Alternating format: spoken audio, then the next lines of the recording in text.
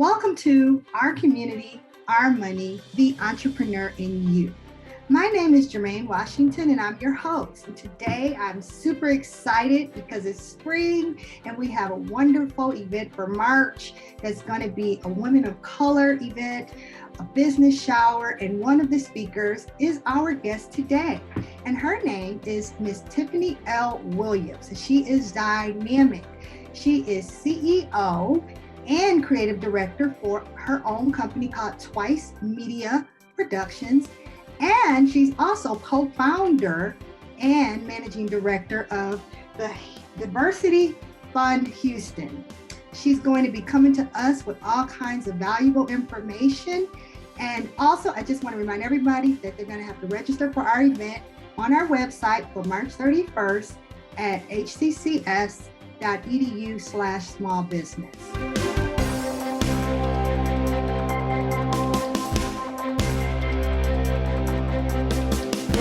Tiffany, welcome to the show. Thank you so much for having me. Excited to be here. Well, Tiffany, your background is truly amazing. Please tell our viewers how you decided to become an entrepreneur right after you graduated from graduate school. I actually got a call one day that my dad had been knocked unconscious. And so I raced home to Missouri and found that life would never be the same. I lost my dad 7 days later and decided at that point that I didn't want to go work for a newsroom for the rest of my life. I was studying journalism and documentary filmmaking and just really wanted to do something on my own that would make my dad proud and that would give me control of my own destiny. So at the age of 24, with no business experience, no real job experience, and very few contacts in the city of Houston, I packed up, I moved here, and I opened the doors to Twice Media Productions. Well, that's an interesting concept, and it's a sad story, but it's also a beautiful story, because out of something sad, you brought something beautiful. But I also wanted to ask you, not having your full-time job and going full force, how did you manage financially to get this company off the ground? Did you seek out investors, loans? Did you have a savings? Because our viewers always say, well, where did they get the money? How did they start? So a few things. So I was already freelancing as a multimedia journalist in grad school. And so fortunately, I was able to bring over some of my freelance clients to the business. And they kind of helped me those first few years while I was still establishing myself. I also had some savings that I was able to use. But I went in with the mindset that if it doesn't work out, I'm more than willing to go get a job. But I knew that I had to be in it 100% and I had to bet on myself. And that's what I did. And when you thought about starting your own company, why did you choose video production and documentary is that your first love? I mean, what made you just choose that? Funnily enough, in undergrad, I was hoping to be a novelist. And when I got introduced to video through journalism and multimedia journalism, I really saw it as another medium through which I could tell stories. And so even though it's not exactly what I set out to do, it's very similar. And I'm just passionate about the art of storytelling. And I love everything about what I do. And I love the visual component that video brings to the table. And speaking of the visual component, what type of documentaries have you done thus far? And tell us a little bit. I know that one of my colleagues mentioned that you've done this very interesting one for the southeast side of town about entrepreneurs. Can you tell us a little bit about some of the things you've done? In graduate school, I was able to work on my first documentary, which is Paul Robeson, Malcolm X Academy, Education by Any Means Necessary. And it chronicles the history of the first African-centered public school in the country. And I was also able to work on several award-winning documentaries as a grad student. I haven't really worked on many documentaries since leaving grad school, but I think the video that you're talking about is the entrepreneur video. So it was actually a project that came about after Pharrell Williams and Jay-Z produced the song called Entrepreneur. And it featured Black entrepreneurs doing absolutely great things across the world. And someone in St. Louis did a St. Louis edition And Pharrell actually retweeted them and gave them kudos for it. So someone approached me about doing a version for Houston. And I was hesitant at first, but after they kind of sold me on the idea, I said, why not showcase some of the Black excellence that we have here, and decided to undertake the project. I went to my team and they were on board. I was like, hey, this is a project out of love. Are you guys with me? And they said, absolutely. Let's show what Houston has to offer. And we did it. And it was wonderful. The video went viral. People loved it. And I was just excited to be a part of the process. So now that you have this major company, do people solicit you for work to do documentaries, or is everything straight from your creative mindset? We work primarily with corporations, large-scale nonprofits, and government agencies doing their video marketing. So essentially, we help them tell their brand story through the power of video. And that could be everything from virtual reality and 360 video to a traditional video marketing campaign, to photography or mobile video training, where we teach companies how to shoot and edit professional looking video from their mobile devices. And we have been fortunate to work with some of the biggest brands in the world doing that for them on the external side. And then on the internal side, we do a lot of training videos as well. But I do serve as creative director on all of the projects. But we do work with a lot of companies that have their own marketing departments. So we'll work in partnership with them and help them bring their vision to life. And do you do commercials and things such as that? So if somebody wanted a commercial or things like that, have you done anything like that as well? Absolutely. We can do commercials. We can do videos for social media. We can do promos for the movie theaters, any TV screen, video screen, computer screen, mobile video screen. We can definitely create content for it. Absolutely. When you started your business, you said you were in another city. How did you end up here in Houston, Texas? My family and I actually moved here while I was still in middle school, and we lived here for several years. And I started high school here out in Alief. And then we moved as a family back to Missouri, where I'm from. And after graduate school, when I was looking for a place to relocate, I decided Houston because I remember the experiences I had while I was here. And even though I didn't really have them as an adult, I thought, why not take my chances? It was warm. I saw that Houston had a nice economy. I saw there was a lot of opportunities for young Black professionals. And I'd also done an internship the summer prior working for the Houston Defender. And so I had made a few contacts at that point and just decided that this was the best city for me. And it's literally been the best decision I've ever made. I love Houston. I do too. I came from a very cold place called Buffalo, New York. And I said, I'm never going back there. So how did you meet the Houston Community College team? I know they all seem to know you and know about you, and they're so proud of you. How did you meet the Houston Community College team? I know so many people at HCC, but I would say probably my first introduction, and I could be wrong, but I think was with Sandra Louvier. She and I did Leadership Houston together. And she asked me to be a part of the HCC business plan competition. And I went through that program, ended up placing third, and then came back a few years later to serve as an advisor, and have done that for a few years as well. And then I met Brenda Rios as well, who's over, I think, the Southeast campus. And we established a relationship through my other business, Diversity Fund. And so everybody over there at HCC has just been great. And I just love working with you all. Well, we're going to return from our break in a moment, and we will continue our conversation with Tiffany Williams, who will tell us more about her successful company. And the Entrepreneurial Initiatives Department will be hosting great events, and this month on March 31st from 10 a.m. to 1 p.m. called the Women of Color Business Shower. In this event, we'll focus on helping women of color with information on digital media, hence Tiffany, and investing. This event is a twist on the baby shower, and now it's a business shower. So please check it out. It's free and open to the public. You can go on our website and register and get more information at hccs.edu/smallbusiness. We'll be right back.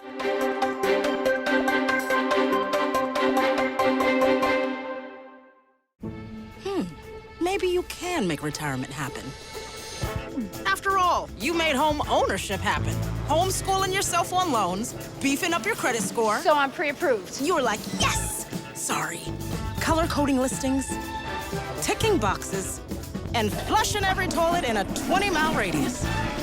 Home sweet home. You aced House Hunting. Now get the tips you need to get on track at aceyourretirement.org. When I was your age, I was just like you, fascinated by stars.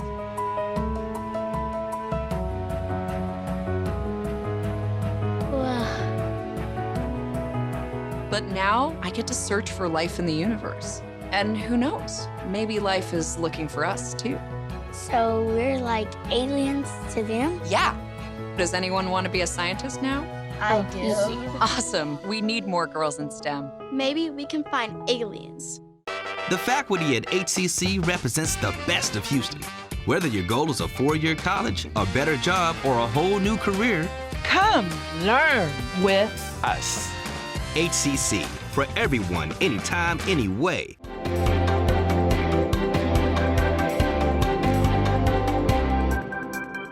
Welcome back to Our Community, Our Money, the Entrepreneur in You. Welcome back, Tiffany. Thank you. Excited to still be here. Okay, Tiffany, tell us about your role as co-founder and managing director of the Diversity Fund Houston. Diversity Fund Houston is a micro venture capital fund created to invest in Black and Brown technology founders. And I was mentoring and volunteering with the Houston Area Urban League's Small Business University, along with some friends of mine, and we all collectively came together and wanted to do something for our community because we were seeing the entrepreneurs come through that program. They had the same work ethic, the same drive, the same ideas. They literally had everything except the access to the capital. And so we decided that we were going to do something about it, and we birthed Diversity Fund Houston. Wow, yes, money is power. So that's awesome that you're helping people like that. So when you're looking for companies to invest in, because I'm sure everybody's coming trying to get money for their company, who stands out to you in a sense of, I prefer this particular minority-owned technical company versus this? Like, because people want to know, like, how can I stand out if Miss Tiffany Williams is going to invest in me? Absolutely. So we are looking for technology companies that are in certain verticals, so healthcare, fintech, e-commerce, those types of companies, and particularly those that are founded by Black and Brown founders. So we have a very specific thesis that we're going after, and those are the companies that we're able to invest in. And when you're picking those specific types of companies and someone comes to you with their portfolio or their pitch, you know, is it like Shark Tank? Do they have to come with the numbers? And like, when you're sitting down with, because our viewers ask these type of questions of us, like, what are they looking for? What do I need to bring? How do I need to impress Tiffany and her investors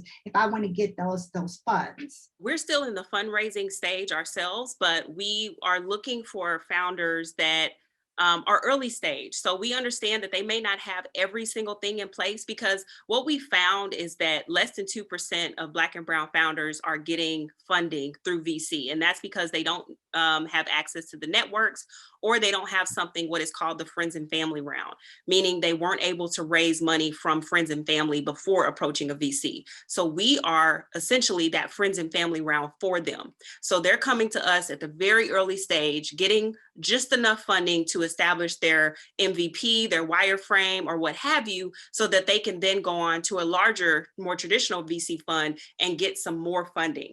So we're at that early stage, but we are looking for people that are, of course, taking their business seriously, who have at least 2 founders, who are have that idea that they really want to get off the ground. And where there is an application process where we would look and see if they meet all the criteria that we require. Speaking of that application process, where can these investors find you to possibly get the information and the application? Where do they need to go to find that type of information? They can go to our website, which is thediversityfund.com, and they'll be able to fill out the form, and that will go to our email, and we will follow up with them from there. We're also on several of the social media sites, LinkedIn, Instagram, Facebook. But I would say our website is the quickest way to reach us. Now, let's get back to investing. Okay, so you came to town, you started this major company, Twice Media Productions, you're doing documentaries, you're being creative, you're working with people, and then you say to yourself, I want to also be an investor. How are you merging in these times of the COVID and pivoting, and how are you still managing to do all the things that you're doing and was doing prior to the global pandemic? Well, I will say that, like so many others, I'm adjusting, figuring it out as I go, taking things day by day.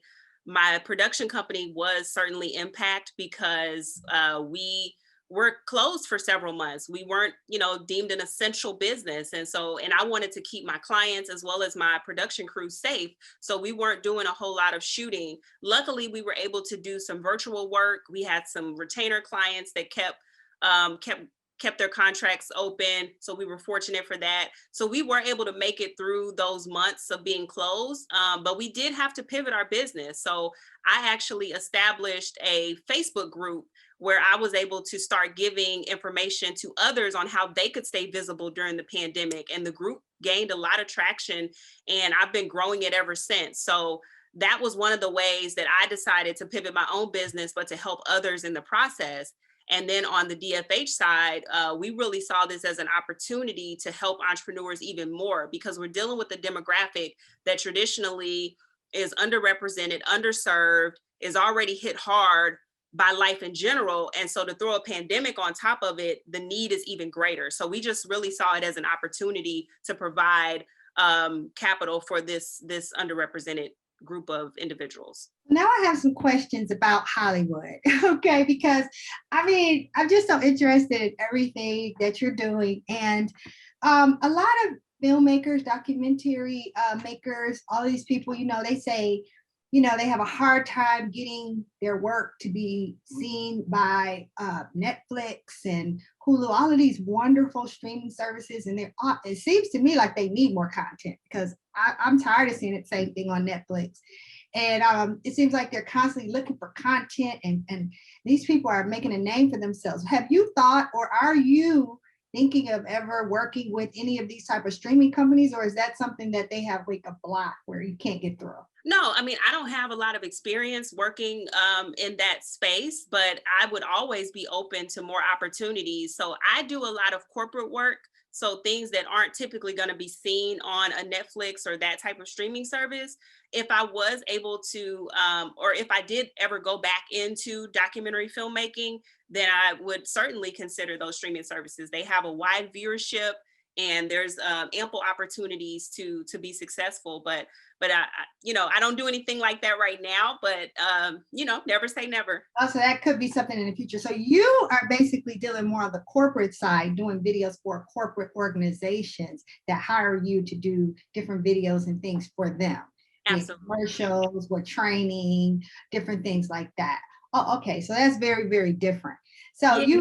So you said that you wanted to be, because our audience is just so interested in this topic, because you started out with your documentary and then you pivoted into more corporate, or is it that you just is that the type of business that started coming to you? While in graduate school, I was studying journalism and documentary filmmaking, and I had aspirations of working for a news organization. But after losing my father suddenly, I decided to take control of my own destiny and start my own company. And I realized early on that I had the personality that went more with corporate. Even though I had never worked in a corporate environment, I just knew that working with individuals and brides and their moms, it just wasn't for me. So I had to be honest with myself. And even though wedding photography and videography is very lucrative, I just decided that the corporate route was going to be better for me, and I've enjoyed it. Okay, so we are going to have another segment, and we're going to continue our conversation with Tiffany. But I just wanted to remind everyone that our Entrepreneur Initiatives Department, as Tiffany said, she met Brenda Rios and she's met Sandra through our business plan competitions. We have so many opportunities for entrepreneurs, students, staff, anybody who wants to try to start their own business or learn more about leadership skills. And we are going to start this spring off with a wonderful event, Women of Color Business Shower, March 31st from 10 a.m. to 1 p.m. It's going to be wonderful. We're going to have prizes. We're going to have games. We're going to have breakout sessions where you can go in and talk about interesting topics, speakers. So please register at hccs.edu/small business. We'll be right back.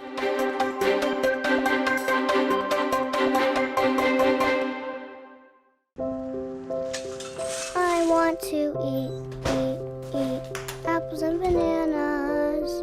I need to eat apples and bananas. Why can't I eat apples and bananas? Support the Feeding America nationwide network of food banks to help provide meals to those in need. Join us at feedingamerica.org. Being prepared is a part of who you are, but it's especially important in the case of a disaster.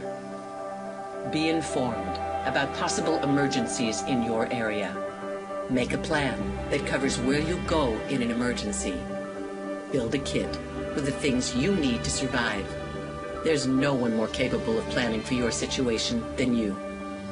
Start your plan today. Go to ready.gov/myplan.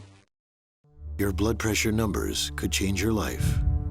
Talk to your doctor about creating a plan that works better for you. Start taking the right steps at manageyourbp.org. Now I'm, trying to get better, stronger than ever. I love teaching at HCC. I love helping students. With college credits. With scholarships and financial aid. Training them for life-changing careers. Come learn with us. HCC, for everyone, anytime, anyway.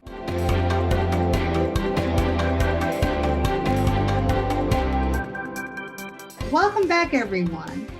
In this segment, we're going to continue our conversations, and I want to get more into just motivational, and I want Tiffany to talk about what motivated her and what keeps her going, because entrepreneurship is so hard for women, and which is why we're really focusing on women this month. So Tiffany, please tell our audience, what do you think are the critical steps that you took that helped you have this successful business? One of the things was being open to learning. I was 24 years old. I didn't know anything about business. I knew that I wanted to be successful, but everything else I had to figure out. And so I took advantage of all of the free resources that the city of Houston had to offer. So HCC's business plan competition, the Houston Area Urban League Small Business University, so many others, because I needed to gain that knowledge, and they really helped me build that foundation for my business.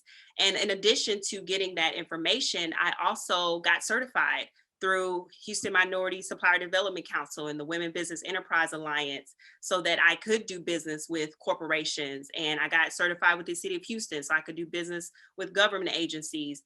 And I really opened up my network. I knew that I had to get out of my comfort zone. I'm a big introvert. Most people won't believe it, but I am. But I didn't know anyone here. And so I had to get out there. I had to be at every event. I had to go, all over the city. And so it did take a lot of work, and it took a lot of time to build and nourish these relationships. But I can honestly say that that is what has sustained my company all these years. And we'll be celebrating 9 years in 2021. So it's definitely paid off to just be out there and be open and be willing to learn and meet people. What do you tell, like a lot of my students that I teach, for business and for marketing and different things, they want to start their own businesses. And sometimes hard times hit, like the pandemic hit, and you pivoted to a Facebook group. How did you come up with the thought about having the Facebook group, and how can people join this Facebook group out there in Houston and everywhere? Yeah. One of my employees back in 2016 told me that I needed to get a Facebook group, and I was just so against it. I was like, I don't have time for that. I don't want to do it. I don't want to be on social media like that. And, just kind of just let it pass. And then when the pandemic hit, I said, you know what? I got to get in front of people. I don't have a way to do business the way that I traditionally do. And I didn't want to be in a position where I was dependent on in-person interaction. And so I immediately, in March of last year, created this group, invited some of the entrepreneurs that were in my network. And I didn't know that the group would take off the way that it did, but it's grown substantially. And people seem to like the information that I share. And if others are interested in joining, they can go to facebook.com/groups/DIY video toolkit. Okay, I hope everybody got that. And this information is critical, because you being a video company, I would have thought you would have been all over social media because of YouTube and Instagram, and how people are so visual. It's amazing to me that you were not as as into the social media realm as most people, especially being, I think, a millennial, and that's a very unusual characteristic. So how are you now going to utilize, since the pandemic happened, I'm sure this has awakened you to the power of social media. Do you have any plans on utilizing social media more in your business, or what? Absolutely. So I was already aware of the power of social media, and my team definitely used it. But me personally, I was kind of like, I'll do it for business, but that was pretty much it. But now that I have this group and I have this community really of people that are counting on me to give them information and that are rooting for me, essentially kind of coming along the journey with me, it's become a very integral part of my company's growth strategy. So I am much more open to the idea of being on social media. And you have to find balance with anything. And so I'm still figuring out what that looks like for me personally, but definitely for my business, we're out there. So you can follow us, follow along the journey, join the group, follow us on any of the social media channels. But yeah, we're figuring it out as we go. How can they find you on social media, Tiffany? What's your social media handles? Because I'm gonna go look you up myself. If you just type in Twice Media Productions, that should bring up our Facebook account. We're at Twice Media Productions on Instagram. We're at Twice Media LLC on Twitter. And we do have a YouTube channel and are on LinkedIn as well. But if you type in our name, all of that should come up. And if you go to our website, you can link to all of our social networks. And do you have any new projects that you're working on coming up that we would be interested in hearing about, that you want to tell us? Anything new that you're doing? Sure. I actually have a challenge coming up. I haven't even announced it to my group yet, but so you guys are the first to hear it.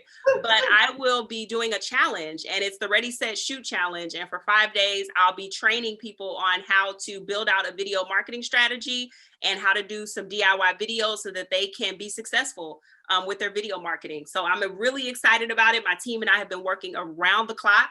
And more details will be announced in the group tomorrow. Okay, well, that sounds amazing. And I'm sure when we have our guest speaker, she's our guest speaker, you know, all of the people can hear even more information about ways in which they can market their videos and all of those things as well.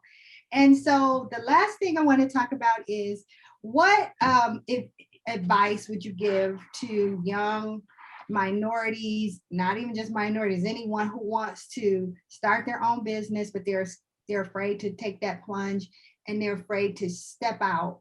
What advice would you give them? The number one thing I would say is know yourself and be honest with yourself. And that's probably the hardest thing to do because we're constantly evolving. We're constantly on this journey of discovery.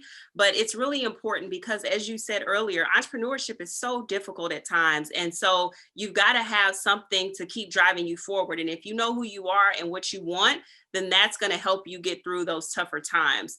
In addition to that, I would also recommend reading Michael E. Gerber's book, The E-Myth Revisited.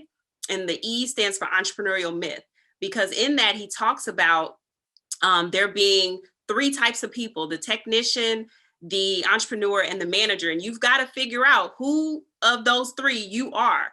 And yes, you can do all, but you can't do all simultaneously and be successful. And you also can't get too far. You can't scale working in your business and not on it. So I would say know yourself, be honest with yourself, read that book, and network as much as you can. Well, thank you so much, Tiffany, for being my guest today. I look forward to seeing you again at the Women of Color Shower on March 31st.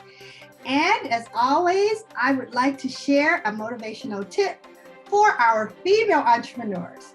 There is no such thing as failure. Failure is just life trying to move us in another direction. That's from Oprah Winfrey. So until next time, thanks for watching Our Community, Our Money, the Entrepreneur in You.